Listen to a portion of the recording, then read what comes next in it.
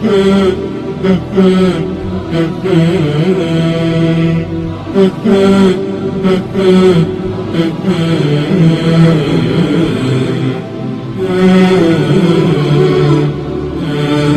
téléspectateurs, assalamu alaikum wa rahmatullahi ta'ala wa barakatuh, qui signifie tout simplement que la grâce et la bénédiction d'Allah soient avec vous. Avant toute chose, comme le veut la tradition, nous rendons louange méritée à Allah, Seigneur de l'univers, paix et bénédiction d'Allah sur les derniers de tous les messagers Muhammad, à sa sainte famille, à ses nobles compagnons et à tous ceux-là qui les suivent et qui continuent à les suivre jusqu'au jour dernier. Rabbi shrah li sadri wa yassir li amri wahlul li 'uqdatan min lisani yafqahu qawli. Fidèles téléspectateurs, vous suivez votre émission Demandez conseil. Aujourd'hui, nous allons vous entretenir ou nous allons nous entretenir sur un thème ni boisson alcoolisée ni stupéfiant.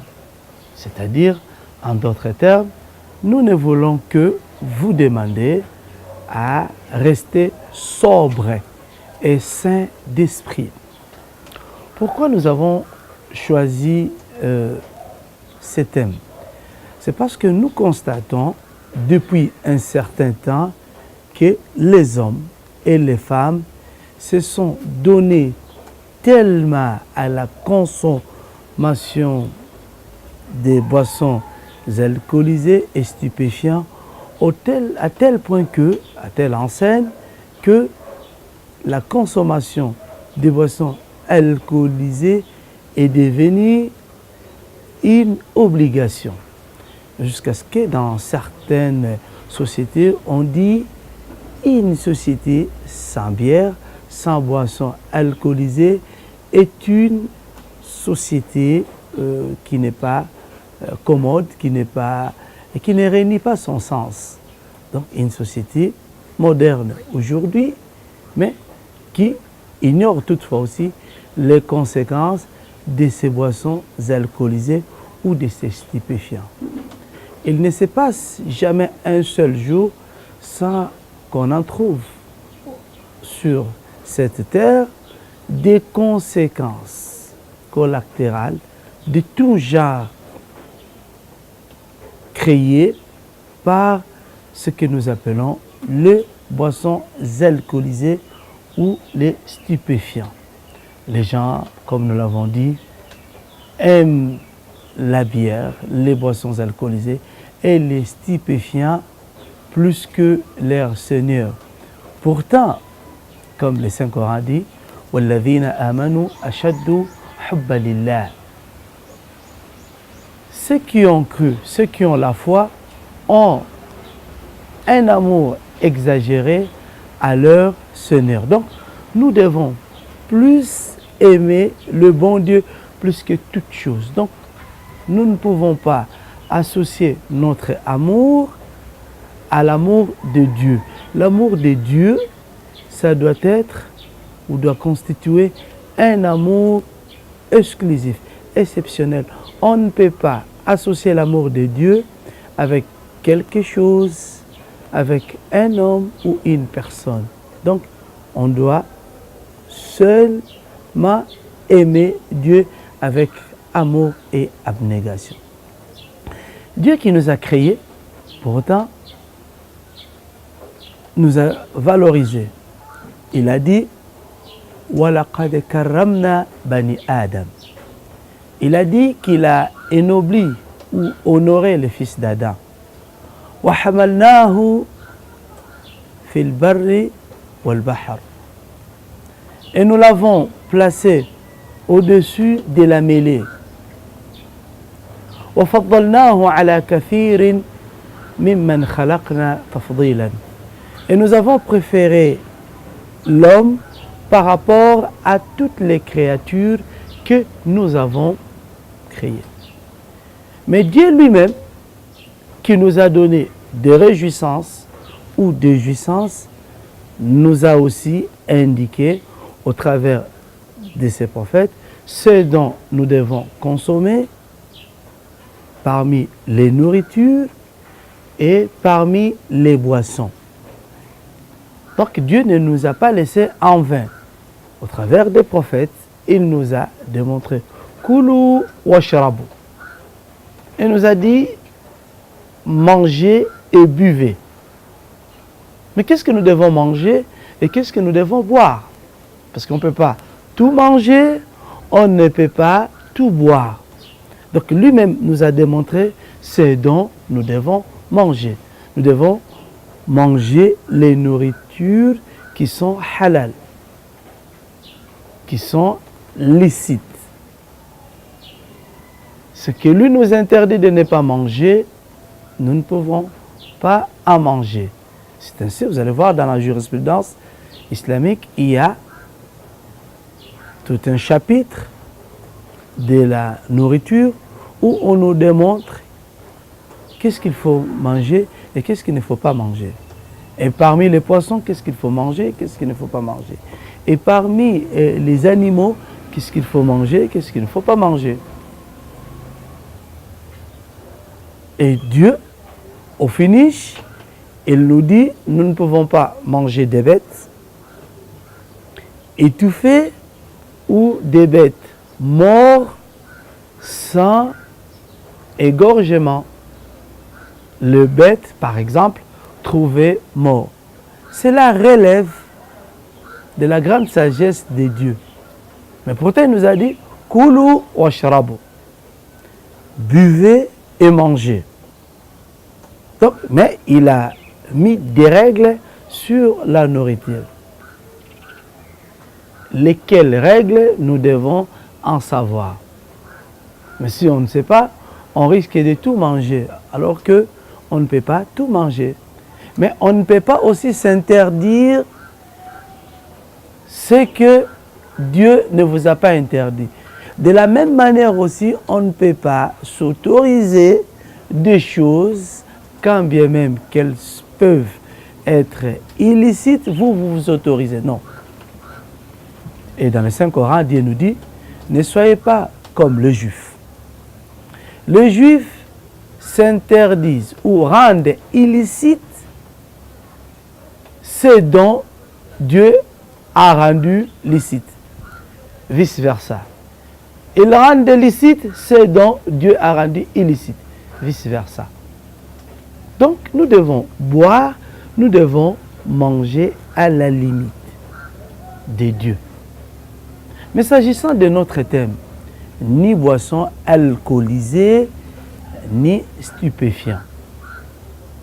Nous avons constaté, ou nous constaterons avec vous, beaucoup de gens, dans beaucoup de cultures, dans beaucoup de traditions, les gens, comme ils ont toujours été rebelles, parce que l'homme est un véritable rebelle.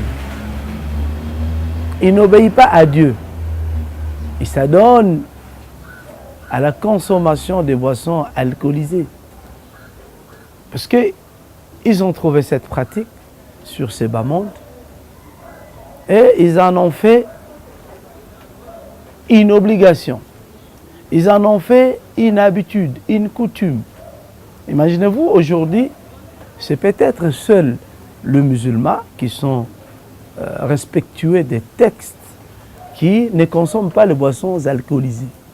Mais toutes les religions, quand bien même qu'elles se disent aussi monothéistes, mais ça donne à la consommation de la bière. Et les autres sont allés plus loin pour justifier la consommation des boissons alcoolisées. Ils disent que non, le premier miracle du saint prophète Isa ibn Maryam, Jésus, paix d'Allah sur lui, et sa sainte maman, son premier miracle serait de transformer l'eau en vin. Donc, ils savaient transformer l'eau en vin. C'est ainsi aujourd'hui pour certaines confessions chrétiennes, la bière est devenue une pratique. Et surtout pour mon pays, la République démocratique du Congo, même les chrétiens disent de mon pays que non, nous devons consommer les boissons alcoolisées parce que Jésus que nous suivons a eu à transformer, n'est-ce pas, de l'eau en vin. Alors que pourtant c'est faux. Et ça sera un blasphème. Ça sera un dénigrement au prophète. Parce que le prophète, il est le porte-parole de Dieu. Il ne fait que la volonté de Dieu. Dieu, que ce soit dans la Torah, dans les évangiles et dans les Saints Corans, a prohibé la consommation des boissons alcoolisées et stupéfiants. Donc il y a des textes, il y a des écrits, il y a des dispositions. Mais pour les uns, ces dispositions sont devenues anciennes dès lors qu'ils ont été rachetés, ils se permettent à commettre les péchés, les excès au nom d'une certaine grâce. Là, vous comprenez que ce sont nos amis chrétiens qui ont de telles appréhensions. Ils disent que non, nous avons été rachetés, nous devons boire comme nous voulons, hein, sans se poser aussi des questions. Quelles sont les conséquences liées à la consommation des boissons alcoolisées et stupéfiantes? Dans le Saint-Coran, nous allons voir au début de l'islam, le saint prophète de l'islam, Muhammad ibn Abdullah, sallallahu alayhi wa sallam, avait trouvé sa société ivrogne, comme toutes les sociétés d'aujourd'hui. Donc les gens s'adonnent ou se livrent toujours à l'ivrognerie. Et la société à laquelle est issu le saint prophète de l'islam, Muhammad ibn Abdullah, sallallahu alayhi wa sallam, était aussi ivrogne.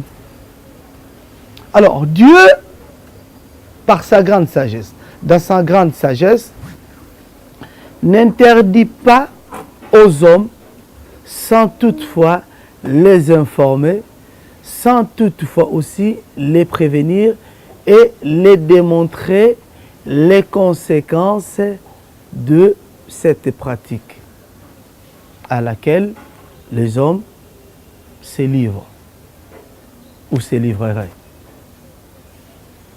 C'est ainsi, vous allez voir, dans le Saint-Coran, il y a un verset qui a été déjà abrogé, qui a déjà été remplacé par un autre. Parce que vous savez, dans le Saint-Coran, Dieu dit Ma nansakhu min ayatin aw nunsiha illa na'ati bi khayrin minha.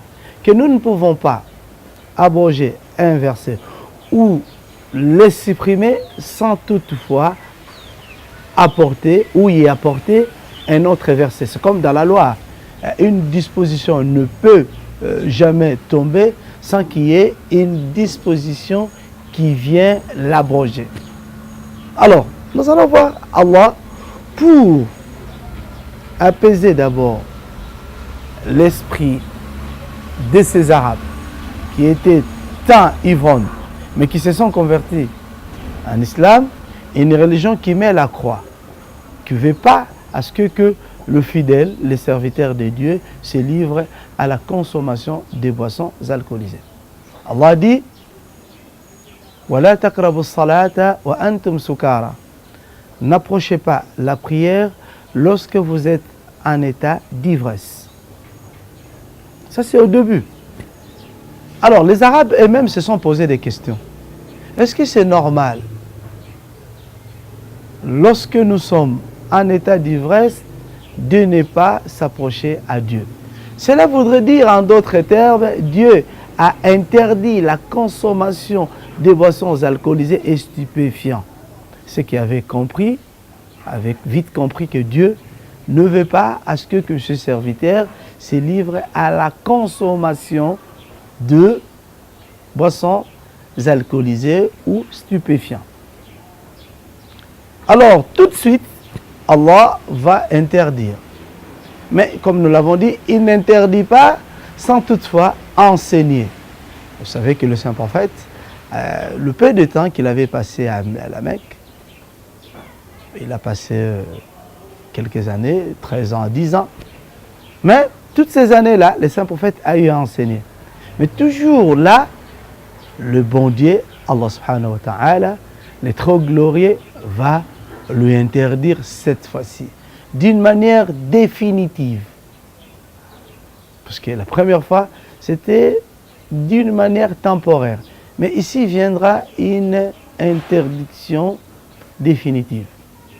En leur disant, Innal khamra, certes les boissons alcoolisées, wal maïsir, et les jets d'hasard, parce que, comme vous savez, les boissons alcoolisées entraînent toujours au jet d'hasard, amènent toujours au jet d'hasard.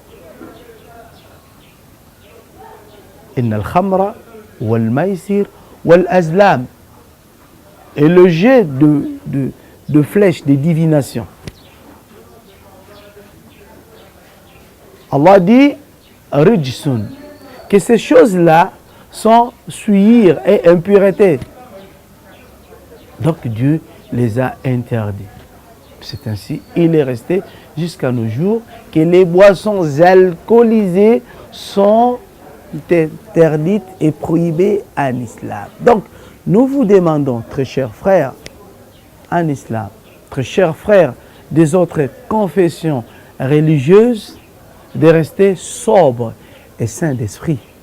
Comme il vous a été dit, un corps sain dans un esprit sain.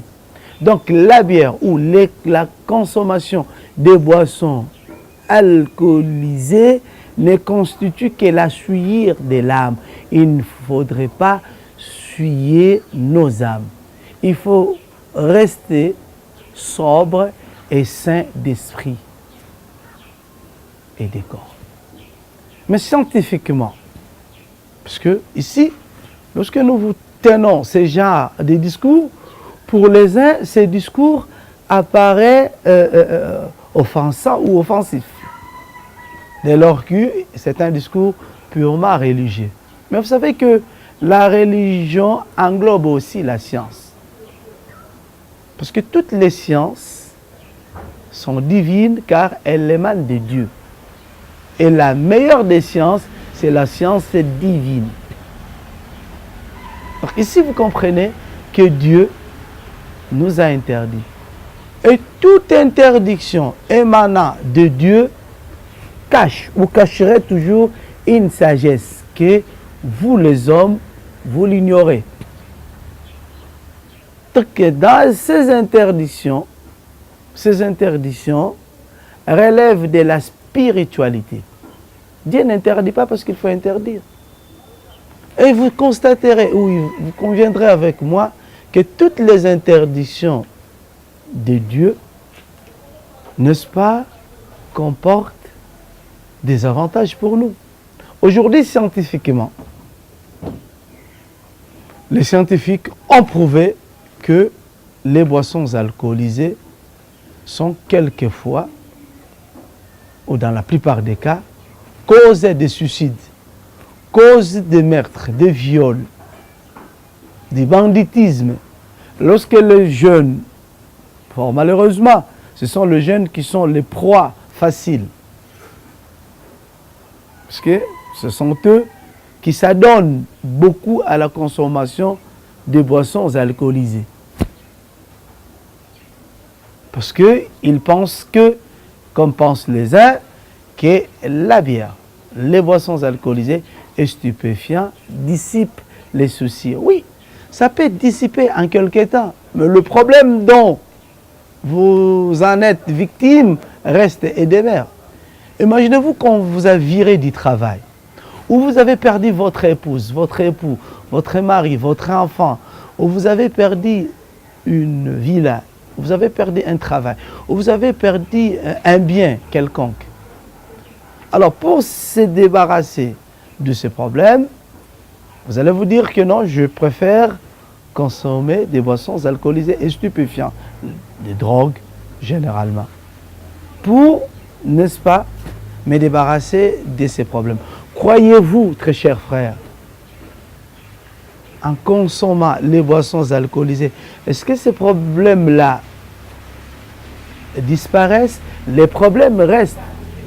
Mais vous, spirituellement, vous avez essuyé votre âme parce que vous l'avez nourrie d'une nourriture ou d'une boisson qui est prohibée. Et vous avez essuyé votre âme. Il ne faudrait pas souiller l'âme. L'âme constitue, votre corps constitue les temples par excellence de Dieu. Nous devons manger les nourritures excellentes et nous devons consommer aussi des boissons qui sont licites. Et vous allez voir, même ceux qui fabriquent ces boissons alcoolisées, ils vous disent que consommer cette bière avec modération. Pourquoi ils disent avec modération? Non, il n'y a pas de modération parce que si c'était une chose qui est licite, on ne devait pas vous dire consommez-la avec modération. Le stupéfiant, les cigarettes, les drogues, les cannabis, tout genre. On vous dit fumer est préjudiciable à la santé. Alors ça part des enseignements de l'islam où notre bien-aimée maman, la femme du Saint-Prophète, Aïcha, radiyallahu anha, qu'Allah l'agrée, soit satisfait d'elle, a dit kullu muskirin haram. Pour l'islam, tout ce qui est enivre, tout ce qui suit, tout ce qui vous amène vers l'ivresse, vers l'ivrognerie, tout ce qui peut abuser de votre santé est interdit. Alors, nous disons ni boissons alcoolisées, ni stupéfiants, parce que ces choses-là, dès lors que le bon Dieu vous dit, dans ces choses-là, il y a les avantages, il y a quelques avantages, mais les conséquences sont plus nombreuses que les avantages. Alors je pense que pour un intelligent, pour un homme qui réfléchit, il préférera,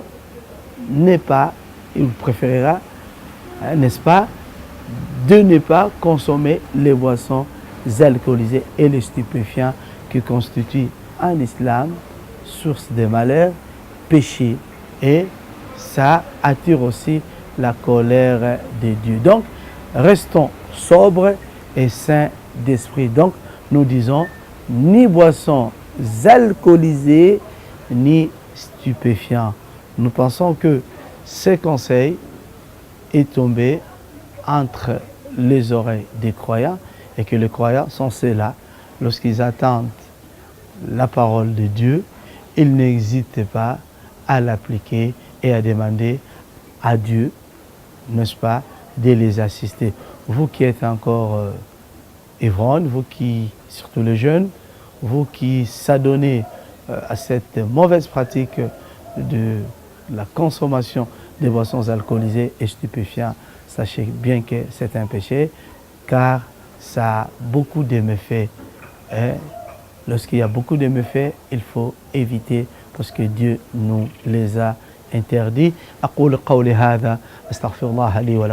C'est sur ces propos que je mets terme à cette émission, tout en profitant de l'occasion pour demander au bon Dieu de vous garder très longtemps au service de l'islam et des musulmans. Wassalamu alaikum wa rahmatullahi ta'ala wa barakatuh.